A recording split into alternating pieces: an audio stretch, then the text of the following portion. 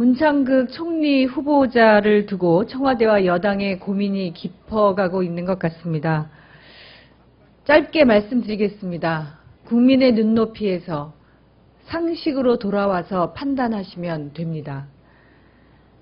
총리 후보자 국정원장에 이어서 제2기 내각 주요 장관 후보자 그리고 청와대 수석들에게 제기되는 여러 가지 문제들이 참으로 국민 보기에 부끄럽고 민심이 뒤숭숭한 것 같습니다. 특히 지도 교수라는 우월적인 지위를 이용해서 제자의 논문을 가로채는 이러한 부끄러운 파렴치한 행동들에 대해서 당사자들의 해명이 더 심각하게 느껴집니다.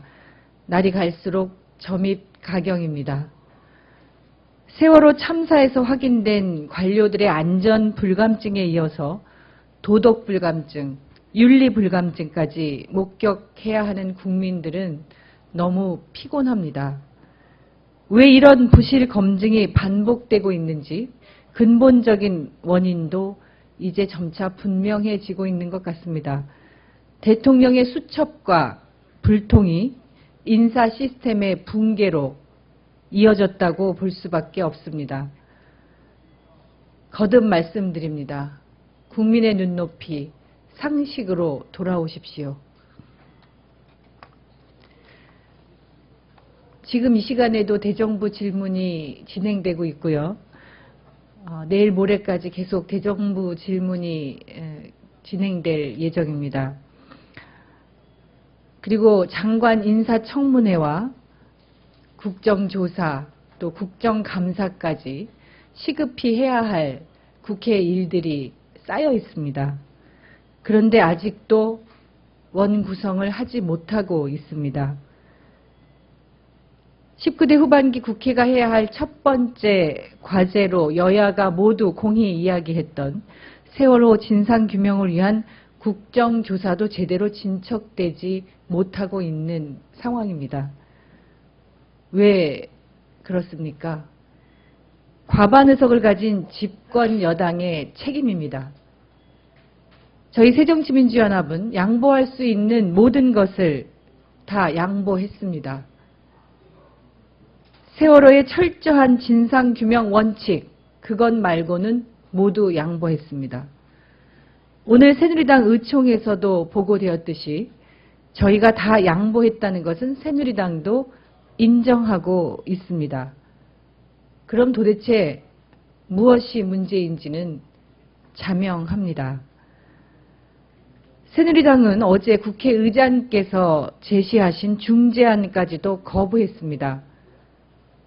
도대체 국회의장께서 중재하는 중재안까지 거부하는 집권 여당을 책임 있는 집권 여당이라고 할 수 있겠습니까?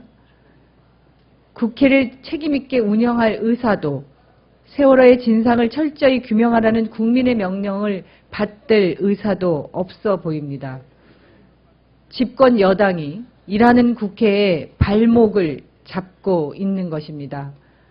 하루빨리 집권 여당의 책임 있는 태도를, 입장을 촉구합니다.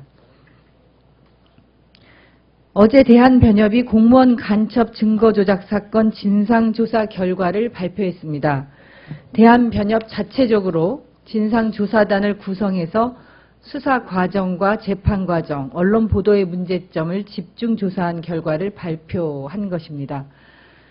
합동신문센터의 가혹 및 강압행위, 검찰권의 부적절한 행사, 그리고 법원의 안이한 공판 진행 등 여전히 여러 가지 의문점이 남아있으며 국회가 국정조사를 실시해야 한다는 것이 요지였습니다. 전대미문의 간첩 증거 조작 사건에 대해서 검찰은 봐주기 하고 꼬리 자르기 하고 그리고 면죄부 주기 하는 그런 수사로 일관해 왔습니다. 검찰 스스로 정치적 중립과 직무상의 독립을 포기했고 정권의 예속되기를 자처한 것입니다. 이 사건에 대해서 가능한 모든 방법을 통해 철저하게 진상규명을 해야 한다는 것이 저희 새정치민주연합의 입장입니다. 6월 19일 내일부터 특검법이 발효됩니다. 상설특검법이 발효됩니다. 새정치민주연합은 내일 이 간첩 증거 조작 사건과 관련해서 특별검사 수사 요구서를 제출할 예정입니다. 이상입니다.